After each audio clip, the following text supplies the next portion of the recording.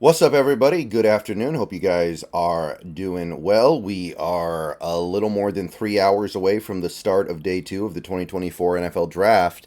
And I know we're all starting to gear up about that. And what is going to happen is always going to be more interesting than what could have happened. But I want to talk about something really interesting that was reported last night in the category of could have happened but didn't. I'm talking about a trade that didn't go down that would have involved the Seattle Seahawks, reportedly. And I want to be very firm about this. This is just a report from not Adam Schefter, not Ian Rappaport, not even Tom Pelissaro, but somebody who I'm not very familiar with, James Palmer. He is a beat reporter. This is his job. This is not some fake account or anything like that. I'm not saying that this is somebody who's completely uncredible. This is not Baker Breadman. This is not Barry. This is not anybody who's just here to put fake information out there to laugh about it. This is somebody who actually does do this meaningfully. And he had a very interesting tweet last night. The Seahawks, Saints, and Raiders all tried to get into the top 10 for Michael Penix per sources. So, if this report is to be believed, the Seattle Seahawks liked Michael Penix so much, they played with the possibility of trading up to get him. And Penix ended up going number 8, so they would have had to trade to 8 or above 8. And assuming that they knew that, although who knows if they knew that or not, they were still, at the very least, interested in trying to make it happen.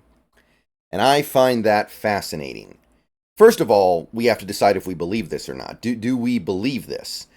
Do we think that the Seattle Seahawks would have actually traded up, something they have not done in the first round ever since John Schneider got here, for a quarterback that was generally considered to be very clearly not one of the top 3 best quarterbacks in this class? Generally considered to not be a blue chipper, even. It'd be one thing if this report came out and it was said the Seahawks tried to trade up to get Drake May. That I might have believed a little bit more readily than this. I'm not saying I don't believe this, but that would have made more sense to me because that's a blue chipper. That's somebody who matches the skill set and the archetype that John Schneider seems to covet. Penix, I'm not so sure, is a player that John Schneider would have personally coveted.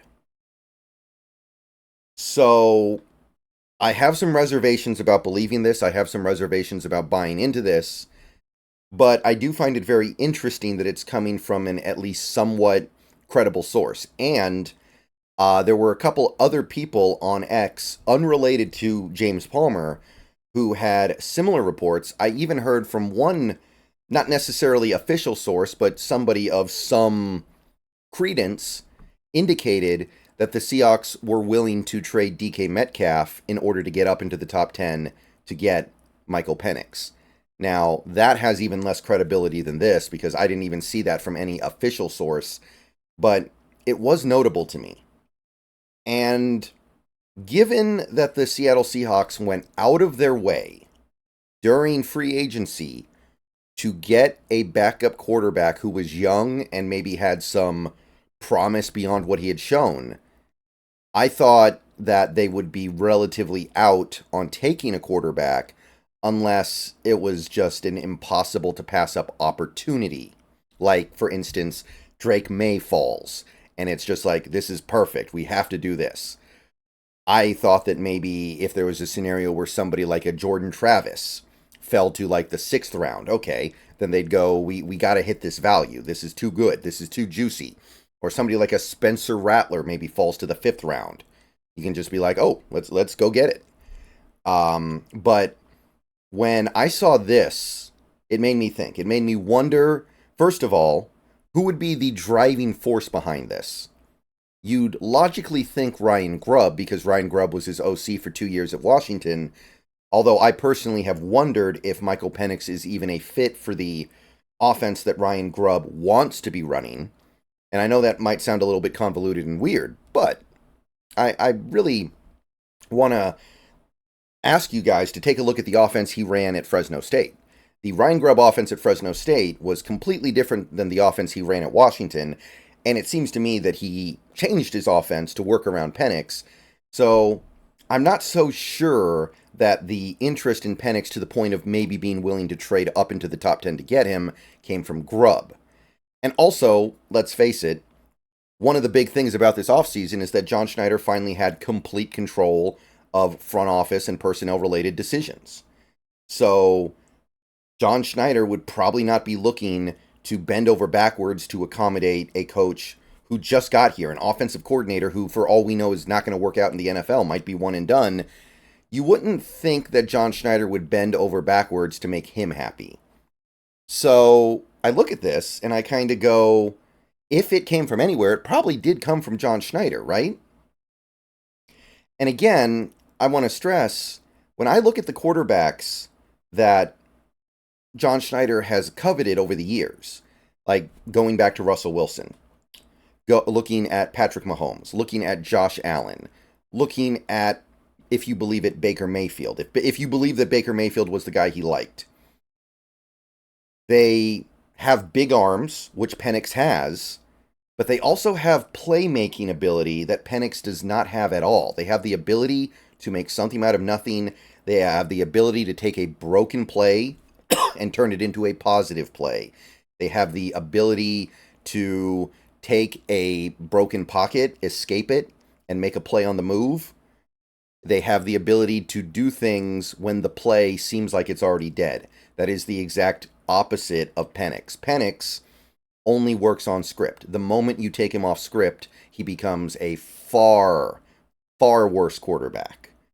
So I did not think that John Schneider would be interested in Penix, but this I find to be very interesting. I'm not shocked that he's sniffing around quarterbacks, because I do believe that Schneider would like to take a quarterback at some point. And this year, as it turns out, none of the quarterbacks who were worth considering got past 12, so you would have needed to trade up to even contemplate doing something like this. So that doesn't mean that I thought they would actually do it. And again, it's not even trading up for Drake May or Caleb Williams or Jaden Daniels, one of the supposed quarterback blue chippers. It's for, apparently, Michael Penix. And if you believe that they were actually willing to give up DK Metcalf for it, then that shows they coveted him heavily, and that they coveted the idea of getting a quarterback very heavily. So I'll be perfectly honest. I like Penix. I think he's got a chance in this league. I think that he could be a good quarterback, but I think there's a lot that he has to work his way through. I think that he's got to overcome the injuries, which he has as many medical red flags as you could want. I know they're not current red flags, but in his ledger, there's a lot of blood. He has to overcome the fact that he cannot play off script at all. He has to overcome the fact that he's not going to have the remarkable receiver core that he had in college football in the NFL. And now he's going to have to overcome the fact that Kirk Cousins is going to be in front of him for the next few years. So I still don't know how he's going to overcome that. That's just that's not his fault, but that's just a weird situation. So my point is, I think if this is true, I think we got saved. If we had traded DK Metcalf and additional capital to get into the top 10 for Penix, that would have been a bad day for me. I'm going to put it to you that way. Yesterday was not a bad day for me. Some people thought it was. Some people thought I was really upset about the pick. I'm not. I think it's okay. I think what we did, taking Byron Murphy, is fine. This would have been a bad day, trading up to take this quarterback. All right. See you guys later. Go Hawks.